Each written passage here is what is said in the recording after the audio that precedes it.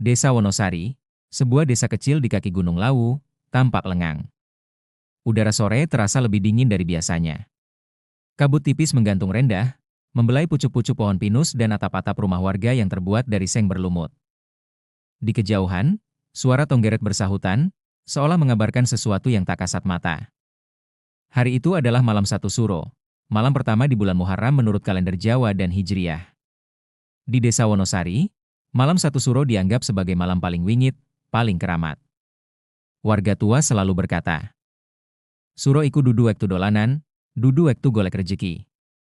Iku wektu kanggo nyepilan eling marang Gusti." Satu suro bukan waktunya bermain atau mencari rezeki. Itu waktu untuk menyepi dan mengingat Allah. Karena itu, selepas maghrib, seluruh desa sepi. Warung ditutup lebih awal, jalanan kosong, bahkan anjing-anjing pun tak menggonggong seperti biasanya. Tapi rumah Pak Darma justru berbeda malam itu. Pak Darma, lelaki 53 tahun, tampak duduk di teras rumahnya. Mengenakan sarung batik, baju koko lusuh, dan peci hitam yang sudah agak pudar warnanya. Di pangkuannya tergeletak sebuah mushaf Al-Quran, terbuka di surah Yasin. Suaranya pelan tapi hikmat, membaca ayat demi ayat dengan tartil yang fasih. Di sekelilingnya, lampu minyak menyala redup. Listrik sering padam di desa itu, terlebih saat cuaca berkabut seperti malam itu. Meski Pak Darma tampak tenang, hatinya sebenarnya gelisah. Ada rasa tak enak sejak siang tadi. Entah firasat, entah intuisi. Seekor burung gagak sempat melintas rendah di atas rumah. Kucing hitam melolong panjang tanpa sebab tepat pukul 5 sore. Bahkan air sumur di belakang rumah tiba-tiba keruh dan berbau amis. Di dalam rumah, Bu Sarti, istrinya yang setia, sedang merebus air di dapur. Usianya 48 tahun, perempuan bersahaja yang selalu menjaga salat dan rajin mengaji. Ia bersenandung pelan bacaan zikir, mencoba menenangkan perasaan yang juga mulai resah. Tiba-tiba, dari rak atas, kendi tanah liat yang biasa digunakan untuk menyimpan air jatuh sendiri dan pecah berkeping-keping. Airnya tumpah ke lantai, mengalir hingga ke kaki Bu Sarti.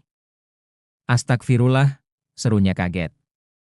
Tak ada yang menyentuh kendi itu. Tak ada angin, tak ada gempa. Tapi benda itu jatuh sendiri, seolah ada yang melemparkannya. Bu Sarti melirik jam dinding.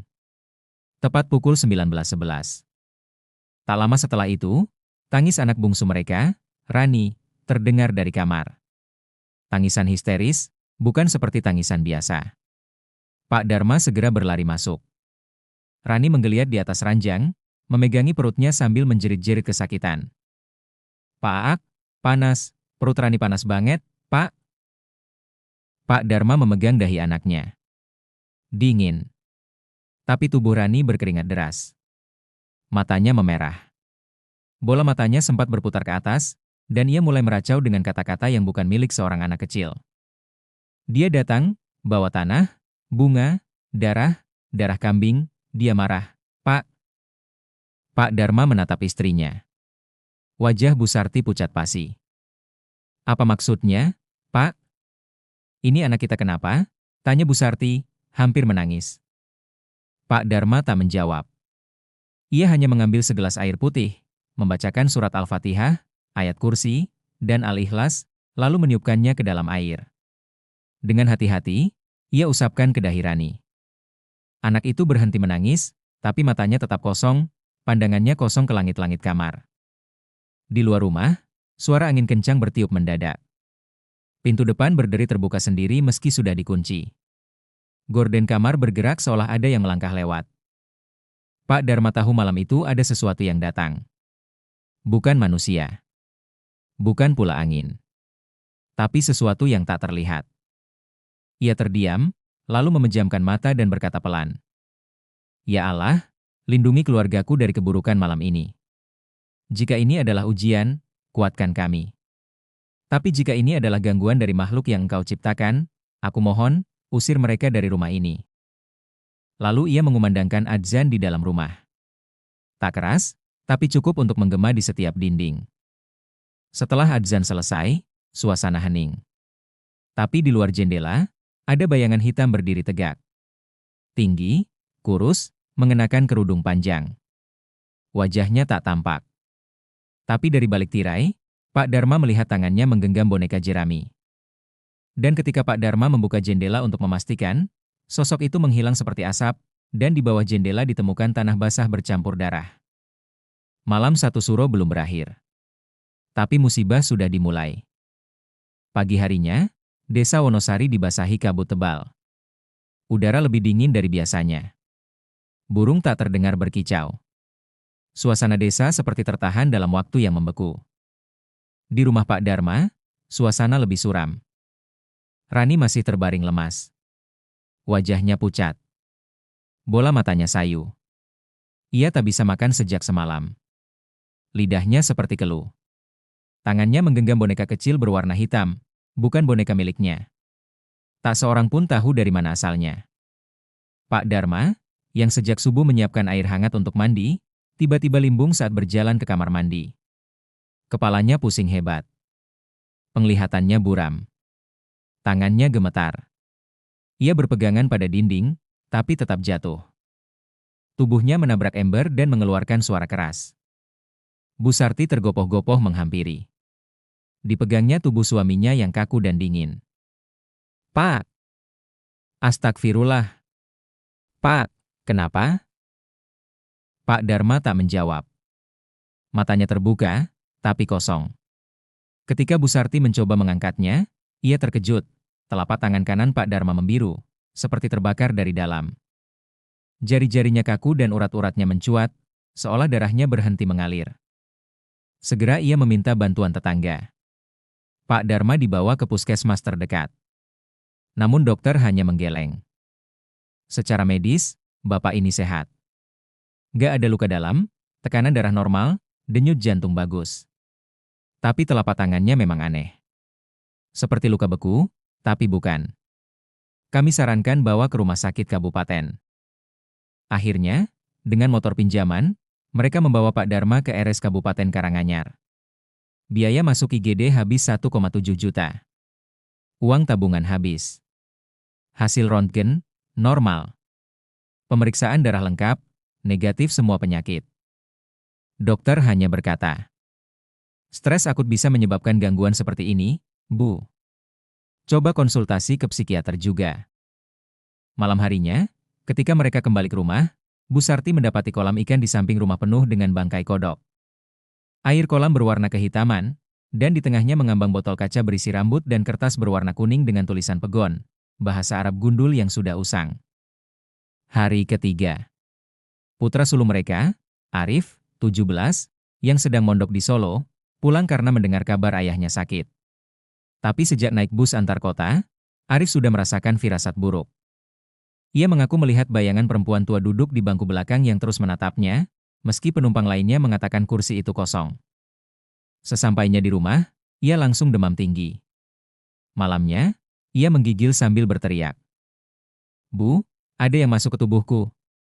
Ada yang nempel di punggungku. Lepasin, Bu."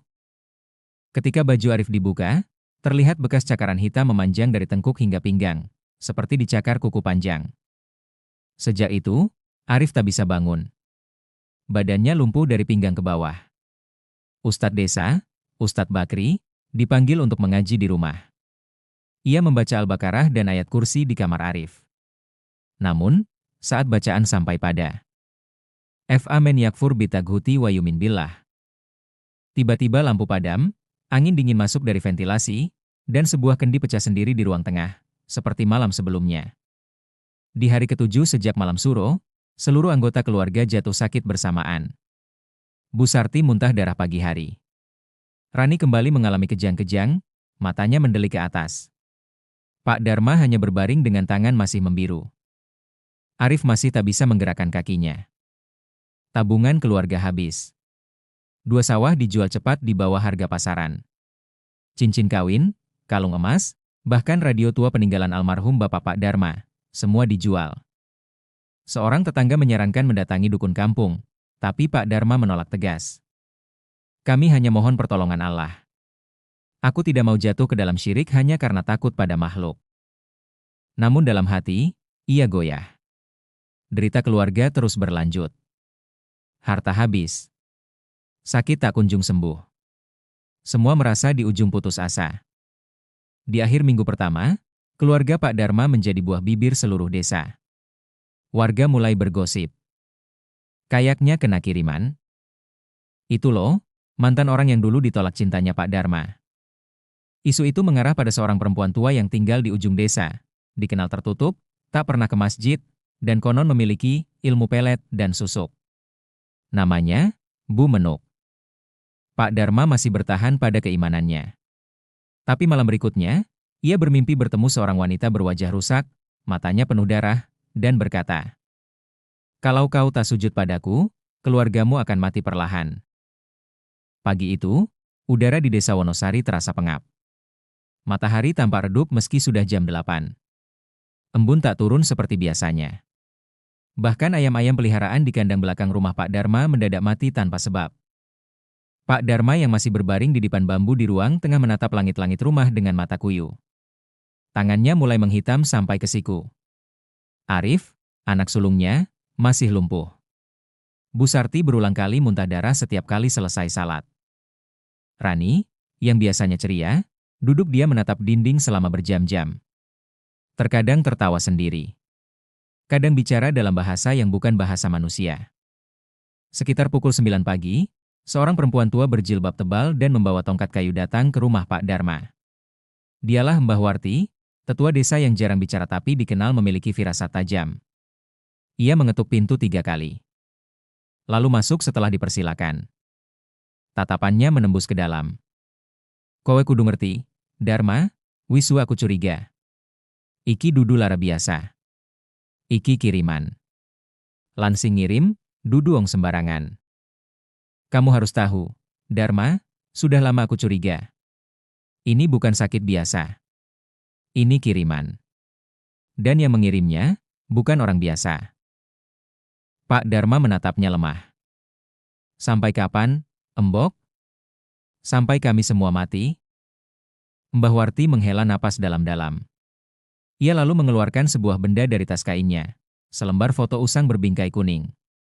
Di dalamnya tampak seorang perempuan muda berwajah tegas dan tatapan menusuk. Namanya, Menuk Astuti. Siapa Bu Menuk? 20 tahun lalu, Menuk adalah seorang janda muda yang baru ditinggal mati suaminya. Ia dikenal anggun, berbadan semampai, dan punya toko kelontong besar di pasar desa. Banyak lelaki yang tertarik, termasuk Pak Dharma, yang saat itu masih bujangan dan rajin berdagang sayur. Menuk sempat melamar Pak Dharma secara terang-terangan. Tapi lamaran itu ditolak secara halus karena Dharma lebih memilih menikah dengan Sarti, gadis desa yang sederhana tapi salehah. Sejak penolakan itu, Menuk berubah. Ia menutup tokonya. Jarang keluar rumah.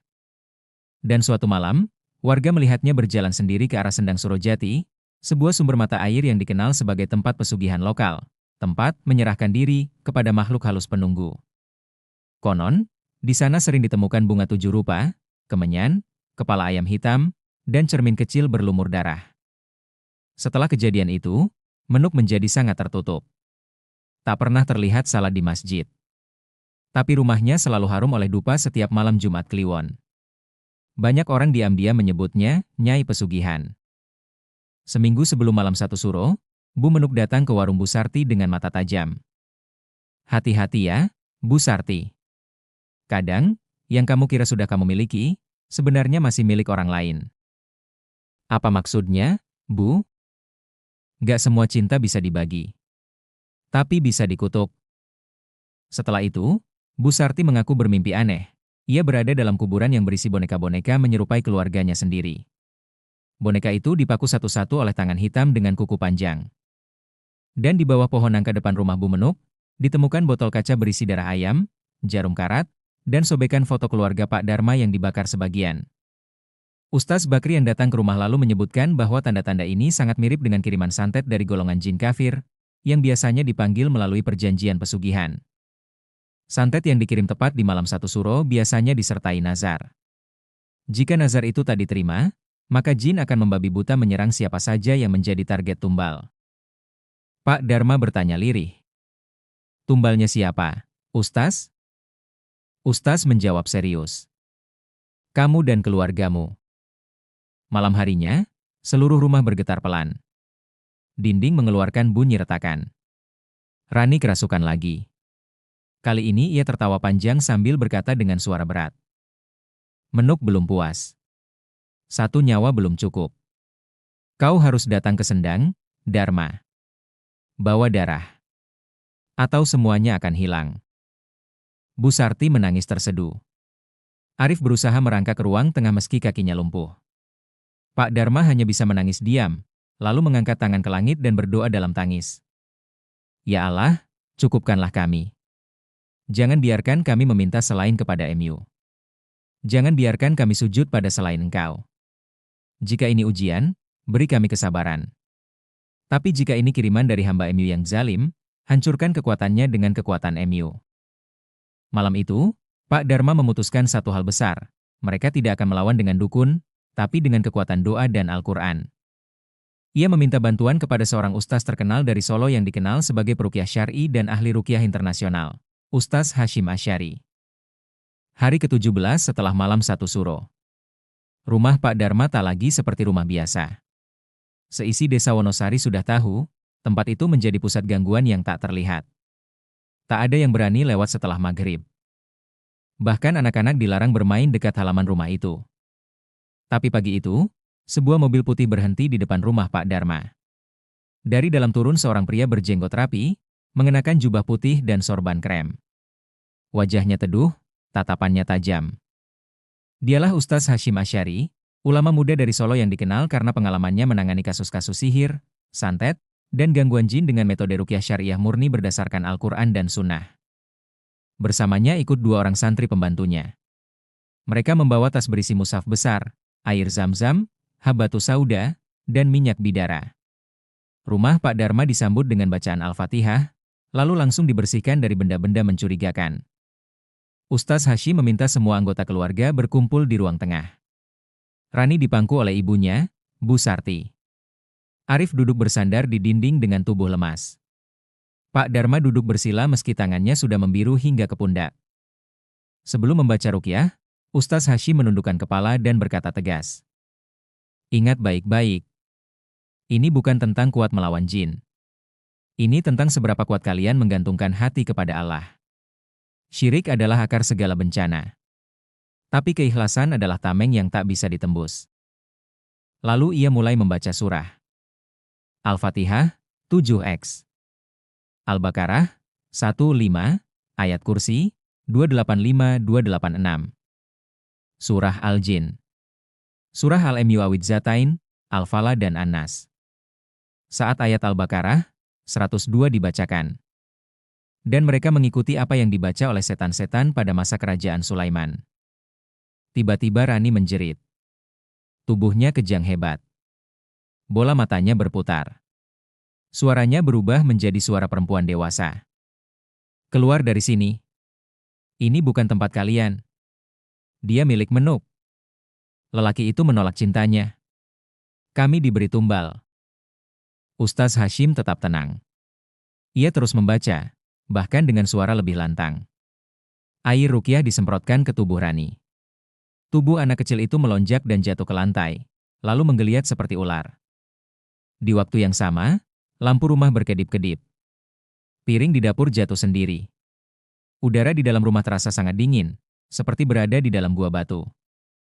Saat pembacaan surah Al-Jin ayat ke-6.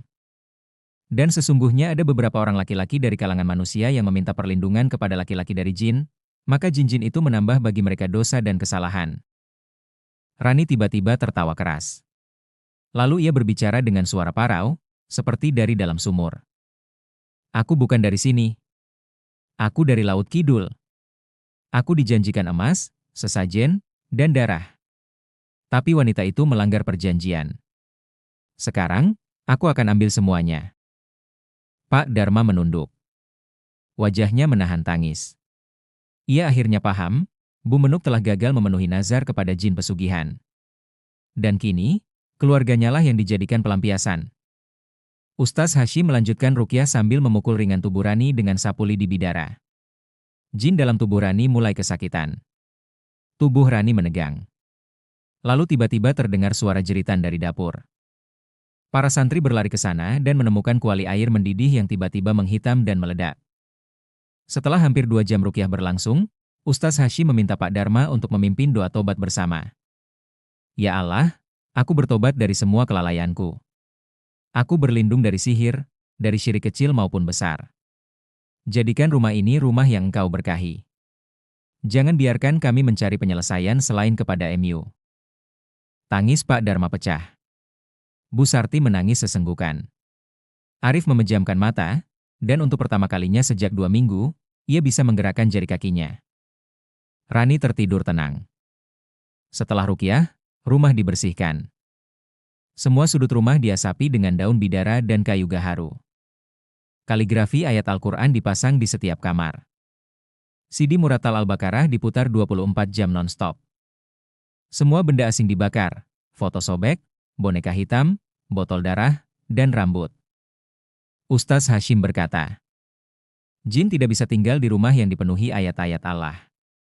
Tapi jika penghuni rumah lalai, jin akan kembali. Dalam 3 hari, perubahan mulai terasa. Rani kembali ceria. Ia sudah bisa berlari ke halaman. Arif berjalan pelan-pelan sambil bertumpu pada dinding.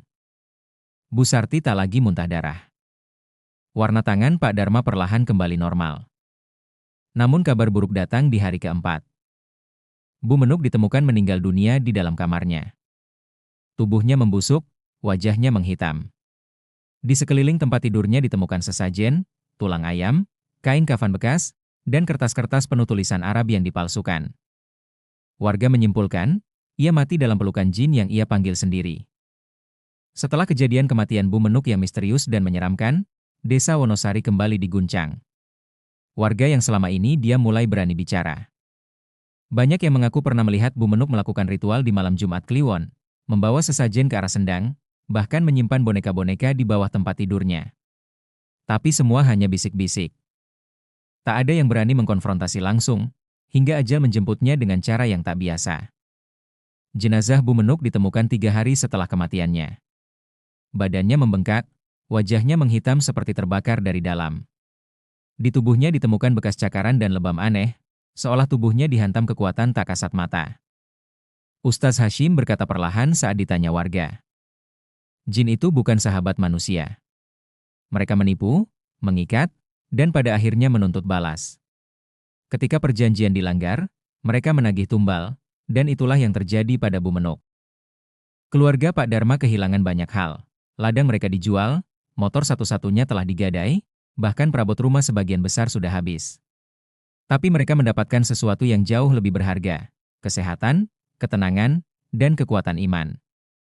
Hari-hari selanjutnya diisi dengan sholat berjamaah 5 waktu bersama keluarga, bahkan diatur jadwal salat tahajud bersama. Setiap malam Jumat, mereka mengadakan majelis zikir kecil di teras rumah, dibacakan surah Yasin dan Al-Baqarah bersama warga sekitar. Rani mulai belajar hafalan juz amma, dibimbing langsung oleh Arif yang sekarang pulih dan kembali mondok. Bu Sarti membuka warung kecil di depan rumah. Meskipun sederhana, hasilnya cukup untuk kebutuhan harian mereka. Pak Dharma kembali bertani di kebun sewaan milik tetangga, walau kecil, tapi penuh keikhlasan. Rezeki mereka memang tak besar, tapi setiap rupiah terasa berkah. Tak ada yang sakit lagi. Tak ada lagi suara-suara aneh di malam hari. Rumah terasa terang meski hanya ditemani lampu minyak kecil. Kematian Bu Menuk menjadi titik balik bagi Desa Wonosari. Banyak warga yang selama ini bermain dengan jalan belakang, memakai susuk, datang ke dukun, pasang azimat di toko, mulai melepas semuanya. Ustaz Hashim kembali beberapa kali dan memberikan pengajian terbuka di balai desa. Jangan takut miskin. Takutlah pada syirik. Karena kemiskinan di dunia hanyalah sebentar, tapi syirik bisa membawa kita pada kekekalan siksa. Masjid desa mulai penuh. Banyak remaja yang kini mengikuti majelis malam. Bahkan para pedagang mulai memasang tulisan, Bismillah, semua karena Allah, di etalase toko mereka. Aroma dupa dan kemenyan di ujung gang hilang digantikan dengan suara muratal Quran dari speaker kecil. 3 bulan setelah peristiwa itu, Pak Dharma menulis surat kepada Ustaz Hashim. Sebuah testimoni yang kemudian dibacakan di forum kajian. Ustaz, kami kehilangan harta, hampir kehilangan nyawa, dan sempat nyaris kehilangan akidah. Tapi Allah mengingatkan kami dengan caranya. Kini kami tahu, hidup yang penuh berkah bukanlah hidup yang mewah, tapi hidup yang dijaga oleh iman dan qanaah. Terima kasih telah menjadi jalan kami kembali. Surat itu membuat banyak orang menangis, termasuk para pemuda yang pernah tergoda jalur cepat menuju kekayaan. Kisah Pak Dharma adalah kisah nyata yang masih dikenang di Wonosari. Sebuah pengingat bahwa penderitaan terbesar manusia bukanlah kemiskinan, tapi ketika ia menggantungkan harapan pada selain Allah.